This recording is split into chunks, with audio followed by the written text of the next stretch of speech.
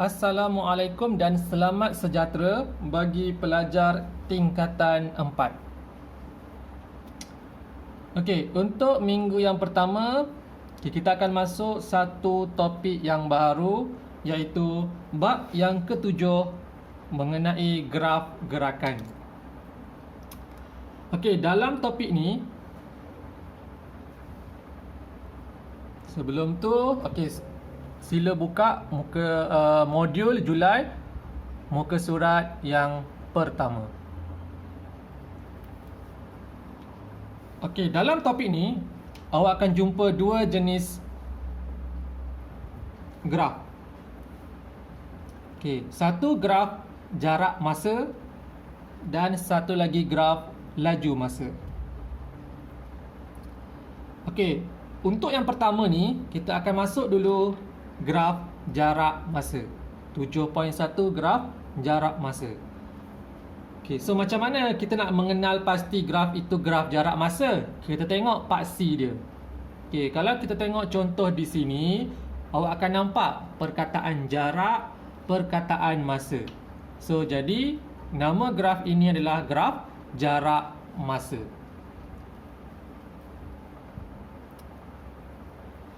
Okey, cuba tengok satu contoh yang pertama. Lukis graf jarak masa bagi jadual yang berikut. Dia dah bagi satu jadual. Masa 0.36912, jarak 0, 25, 50, 75, 100. Okey, bila kita dah bagi jadual, bermaksud setiap ini adalah koordinat. Okey, koordinat pertama, koordinat kedua, ketiga, keempat dan kelima. Kita cuba plotkan dulu koordinat yang pertama, iaitu 0, 0. So 0, 0 kedudukannya adalah di sini.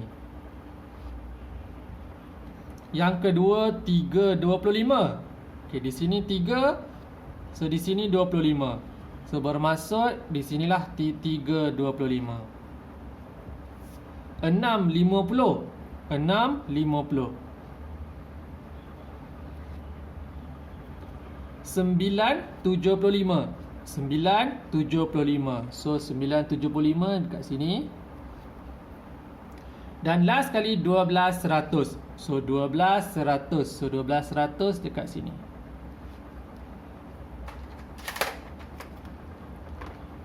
So ambil pembaris, kemudian gariskan dia mengenai ke semua plot yang awak plot tadi, titik yang awak plot tadi.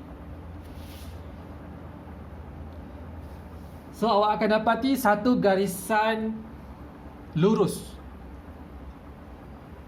Okey, di mana kita boleh simpulkan di sini bahawa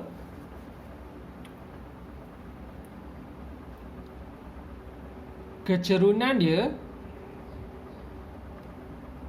adalah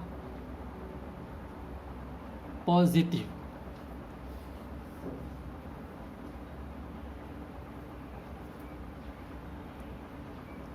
Okey. So lain maksudnya adalah, okey, pergerakan ini, okey, menuju ke destinasi. Okey, yang ni boleh refer dekat modul awak muka surat yang pertama. Dekat atas sekali tu bahagian nota. Okey, kalau menaik macam ni, kecerunan dia positif. Okey, so kalau kecerunan negatif, okey, so graf dia akan jadi macam ni lah. Okey, cikgu nak bezakan positif dengan negatif. So kalau yang ni bermaksud kecerunan negatif dan pergerakan ini menuju ke tempat asal.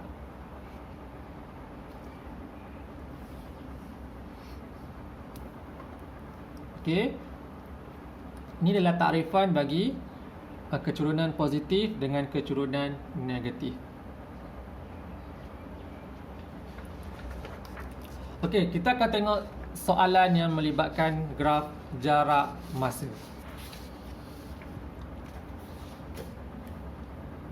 Sebelum tu kita akan tengok dulu apakah yang dimasukkan dengan kecurunan graf jarak masa ni. Okey. Kecurunan graf jarak masa laju ialah kadar perubahan jarak terhadap masa. Cikgu akan highlightkan perkataan laju, kadar perubahan jarak dengan masa. Okey, daripada ketiga-tiga perkataan ni, maka terbentuklah rumus. Laju bersamaan dengan jarak bahagi masa. Manakala laju purata pula bersamaan dengan jumlah jarak bahagi jumlah masa. Masih lagi benda yang sama, iaitu laju jarak bahagi masa. Cuba kita tengok soalan di sebelah. Okey, soalan di sebelah ni cikgu ambil daripada modul muka surat yang ketiga. Okey, cuma cikgu nak explainkan dia macam mana terhasilnya jawapan bagi ketiga-tiga soalan ini. Diberi graf jarak masa bagi suatu zarah, hitung laju dalam 4 saat yang pertama.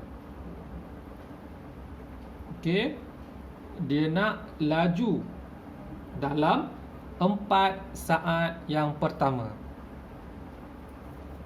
Okey, mana 4 saat yang pertama? 4 saat yang pertama adalah daripada saat kosong hinggalah kepada saat 4. Okey, cikgu akan highlightkan ni. 0, 4. So, ini kalau 0 hingga 4, tempoh masa ataupun perbezaan masa dia adalah 4 tolak 0 bersamaan dengan 4 saat. Okey, disebabkan 4 saat ni kedudukannya adalah di depan atau bermula dengan 0, maka sebab itu nama penuhnya adalah 4 saat yang pertama.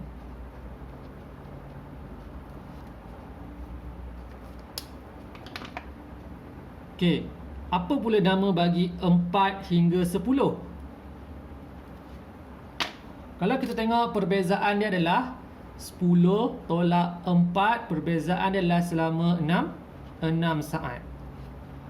Disebabkan kedudukannya di belakang, maka nama penuhnya adalah 6 saat terakhir.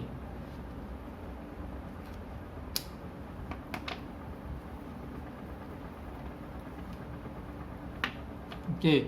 So yang pertama dia nak 4 saat yang pertama. Okey. Laju juga kita boleh gunakan rumus kecurunan. Okey, ingat lagi tak rumus kecurunan? M bersamaan dengan Y2 tolak Y1 bahagi X2 tolak X1. Okey, 4 saat yang terakhir, kalau tengok grafnya adalah yang ini. Kan, kalau cikgu tutup yang ni, kita tengok 4 saat yang terakhir saja. Ini graf dia yang cikgu highlightkan yang berwarna merah ni. Okey.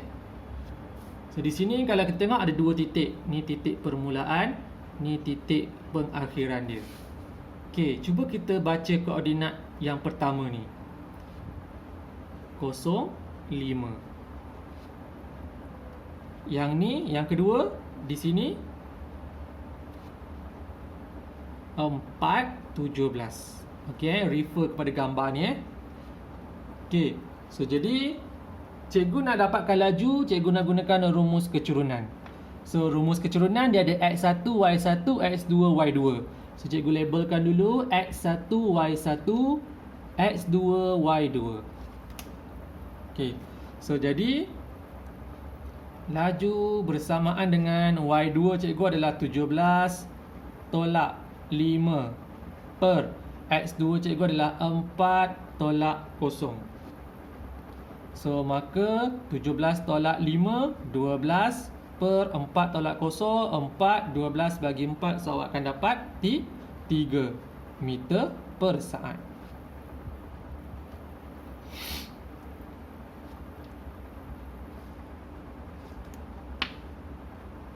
Okey, selesai untuk soalan A. Okey, soalan B. Hitung kadar perubahan jarak dalam 6 saat yang terakhir.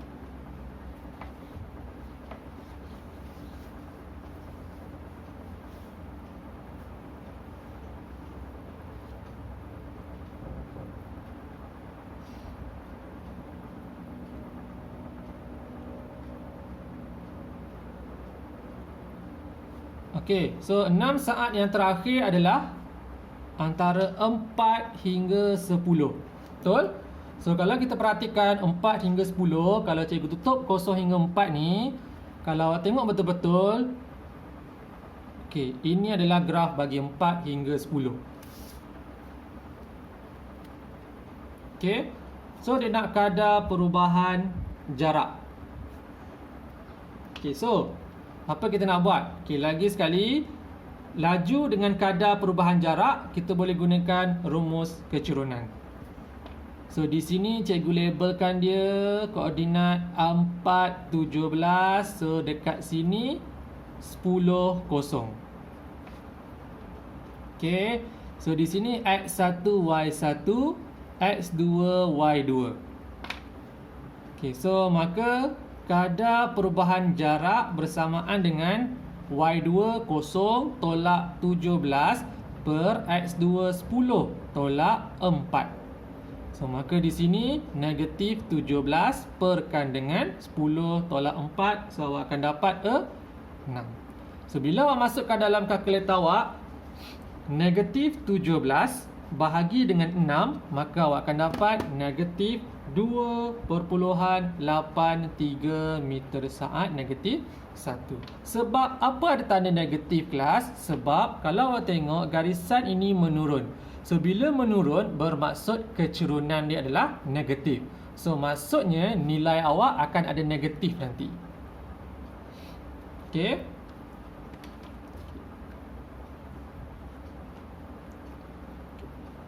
Dan yang ketiga, ni kedua silap. 1 Roman, 2 Roman, 3 Roman. Okey, huraikan gerakan Zara untuk tempoh 6 saat yang terakhir. Okey, so macam mana kita nak huraikan 6 saat yang terakhir?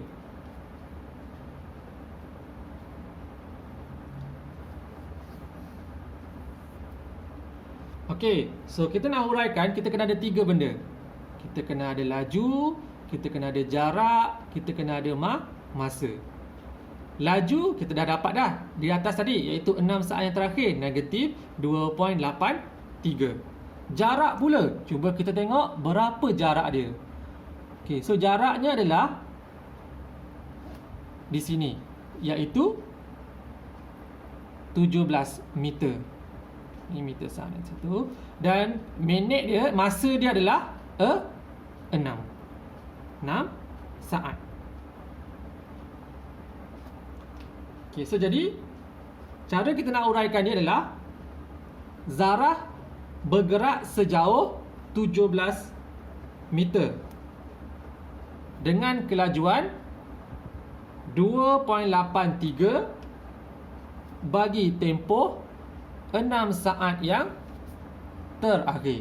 So kalau awak tengok pada modul awak, okey, dia dah jelaskan di situ mengenai kita ada poin laju, kita ada poin jarak dan kita ada poin masa. Buka modul Julai, buat latihan muka surat 1 hingga 4. Sekian, terima kasih.